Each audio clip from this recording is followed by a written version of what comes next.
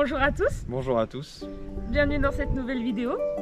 Alors dans la dernière vidéo on a parlé de comment partir en woofing. Là on va parler plus de la culture irlandaise, donc par exemple les langues qui sont parlées. Ensuite ici en Irlande il y a pas mal d'influences anglaises, donc du Royaume-Uni. On va parler de leur façon de vivre, on va parler aussi de la nourriture en tant que bon français. Et ensuite on va finir et faire une petite ouverture sur les mythes et légendes en Irlande. C'est parti. Le premier aspect, c'est l'influence qu'a pu avoir le Royaume-Uni sur l'Irlande. Comme on peut s'en douter, donc l'Irlande, tout le monde parle anglais, mais il faut savoir aussi qu'il y a une deuxième langue officielle dans le pays qui est en fait le gaélique, ou l'irlandais si on voudrait le traduire en français. Donc il faut savoir que toute la signalétique officielle est écrite dans les deux langues. Il y a même certaines régions de l'Irlande où le gaélique est beaucoup plus présent et l'anglais se fait beaucoup plus rare. C'est le cas dans le nord-ouest, par exemple dans le Connemara, où les panneaux en anglais se font beaucoup plus rares. Outrepasser l'aspect linguistique, il y a aussi l'aspect du système métrique. Il faut savoir que le système métrique est le système qui est utilisé en Irlande, mais il se trouve que le système impérial peut être utilisé aussi à quelques égards. Donc c'est le cas par exemple des unités de surface qui n'est pas l'hectare qu'on pourrait retrouver en France, mais l'acre, donc qui est à peu près un demi hectare. Pour continuer sur l'influence anglaise en Irlande, il y a, comme vous le savez sûrement, la route à gauche, contrairement sur le sol continental européen où on roule à droite. Les voitures irlandaises ont le volant à droite aussi, comme en Angleterre ou en Écosse. Là on va un peu plus parler de l'aspect géographique. Donc là en fait, concernant l'Irlande, on passe sur une population qui est de l'ordre de 5 millions d'habitants. Donc ça c'est les chiffres en 2020. Donc c'est un pays qui est très, très rural. Donc vous avez 5 millions d'habitants sur le pays, un demi-million sur Dublin. Donc en fait il y a une densité plus faible qu'en France, ce qui fait que tout devient vite assez éloigné et assez loin. Après par contre c'est un pays plutôt plus campagnard, avec tous les avantages et les inconvénients qu'il peut y avoir. Donc typiquement un inconvénient ça peut être pour rejoindre le premier supermarché, il faut faire 40 minutes de route par exemple. Un autre aspect de la ruralité, c'est aussi du coup le nombre d'animaux qu'on peut voir en extérieur. Donc là en fait il est très courant de voir sur les routes des renards, des lapins, des blaireaux. Et même si on est chanceux, parfois là faut être attentif, faut aller les chercher. On peut voir des hiboux. Et encore, il y a beaucoup d'autres animaux qu'on n'a pas cités, que l'on a pu voir au cours de notre séjour. Il arrive aussi qu'on trouve des troupeaux de moutons ou de vaches sur notre route, donc il faut faire assez attention parce que les routes sont sinueuses parfois, elles sont étroites, et quand on croise une deuxième voiture, c'est plutôt courant de devoir se mettre bien sur le bas-côté de la route pour pouvoir laisser passer la deuxième voiture. Un petit mot également, tant qu'on est sur la thématique sur la conduite irlandaise. Donc il se trouve que la majorité des routes sont en fait des routes de campagne. Et en fait la limitation de vitesse, elle, est fixée à 80 km/h. Donc en fait c'est énorme par rapport à la taille des routes et la visibilité qu'on peut avoir. Et une remarque intéressante d'un des guides qu'on avait pu suivre, c'est que c'est une limitation qu'on peut rarement atteindre parce que ça deviendrait beaucoup trop dangereux. Cela étant dit, les Irlandais conduisent plutôt vite sur les routes, et les piétons marchent généralement avec un gilet jaune sur le bas-côté, car la visibilité n'est généralement pas exceptionnelle, et les automobilistes conduisent plutôt vite. Un autre fait qui est plutôt drôle en Irlande, en tout cas moi ça me fait beaucoup rire, c'est qu'il y a des panneaux que tu ne retrouves pas en France. Par exemple, il y a un panneau vers là où on était, où il y avait en effet une énorme bosse sur la route, et le panneau indiquait la bosse sous la forme d'une sorte de petite montagne avec un camion qui était coincé, qui était cassé en fait de part et d'autre de la bosse. On va parler maintenant de l'aspect alimentation. Donc en tant que Français, on a un petit peu souffert du décalage, on va le dire. Même s'il y a des spécialités où on a été plutôt bien surpris. L'une des spécialités qui nous avait qui nous avait marqué, c'était la chèvre et l'agneau qui sont beaucoup plus cuisinés qu'en France.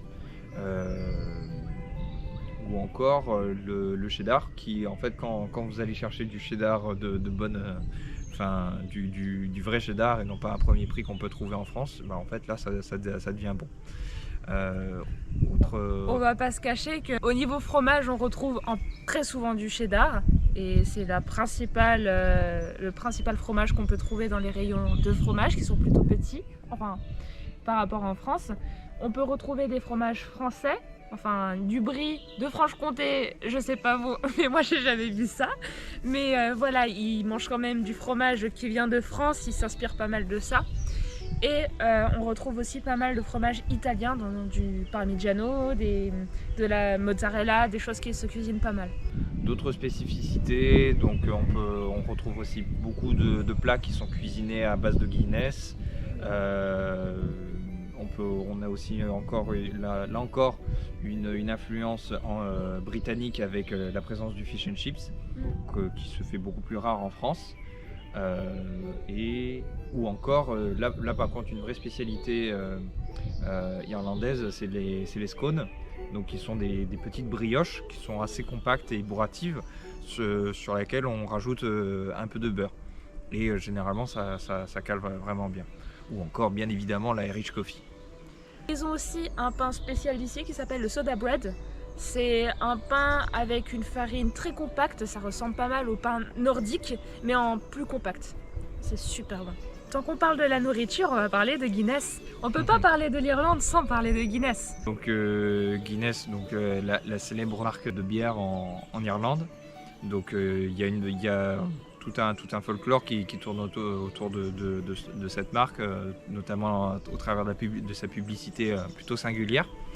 Et nous, ce qui nous avait marqué, c'était de voir comment on n'arrive pas à dissocier l'Irlande de la Guinness.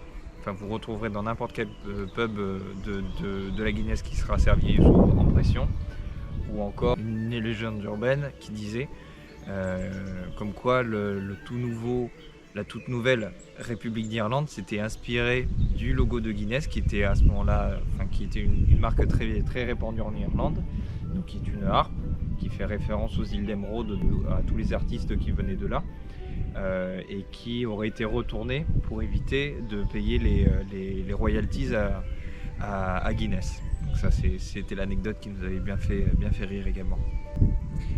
Ensuite, on va parler de la façon de vivre des Irlandais. Alors, on n'a jamais vécu avec une famille typiquement irlandaise, donc on va juste parler des pubs, parce qu'en Irlande, il y a énormément de pubs.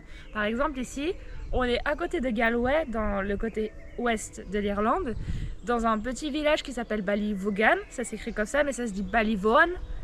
Et c'est un village qui a 200 habitants. Il y a 3 pubs. Et en fait, ce que nous avons appris, notamment en fait, sur la réputation du pub, d'où est-ce que ça vient, pourquoi est-ce que c'est aussi courant en Irlande. Donc il faut savoir qu'il y a fort longtemps, en Irlande, le taux de natalité était beaucoup plus élevé qu'aujourd'hui. Donc en fait, ce qui donnait des familles avec de l'ordre de 10 enfants. Donc lorsque l'on voulait inviter le voisin, c'était impossible car beaucoup trop de monde à la maison. Donc pour avoir un compromis et que tout le monde puisse continuer à se voir, tout le monde se donnait rendez-vous au pub. En effet, ce lieu était toujours propre, généralement ouvert, et il y avait à boire et à manger pour tout le monde. Et de nos jours, les Irlandais vont beaucoup au pub encore, notamment les week-ends, où il est plutôt courant que le week-end il y ait des live shows, donc c'est-à-dire des concerts. Ce qui nous a étonné, c'est qu'ils commencent tard, donc aux alentours de 22h voire 22h30.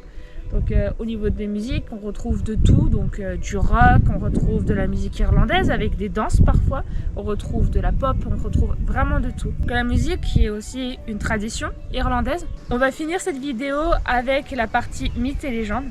Donc comme vous devez l'imaginer, vous devez le savoir, l'Irlande c'est un pays rempli de légendes. Les Irlandais sont en effet très superstitieux. On a appris par exemple une légende où il y avait quelqu'un qui a été enterré dans une petite chapelle et la légende raconte que la terre qui entoure cette chapelle apporte la fertilité aux terres. Donc les Irlandais, et encore de nos jours, vont à côté de cette chapelle pour récupérer un tout petit peu de terre et les mettre aux quatre coins de leur champ en espérant que la récolte soit bonne durant la saison. L'Irlande regorge d'histoires de ce genre où encore on parle de fées, de léprechaunes. À Dublin, il y a même un musée sur les léprechaunes et on a beaucoup aimé et on a eu la chance de pouvoir filmer un Irlandais nous racontant une histoire, un mythe de l'Irlande. Donc ça se passait en Irlande du Nord où on était à la Chaussée des Géants. Donc on vous propose de mettre cette vidéo sur la chaîne. Donc ce sera la prochaine vidéo qui va sortir. Vous inquiétez pas, le personne parle en anglais mais c'est assez compréhensible et on vous fait tous les sous-titres en français. Voilà. Merci à vous tous pour le visionnage. On se retrouve bientôt pour une nouvelle vidéo et à la prochaine. À la prochaine, je vous laisse mettre un pouce bleu, vous abonner, regardez le blog de Titouan, notre Instagram et à bientôt. Salut!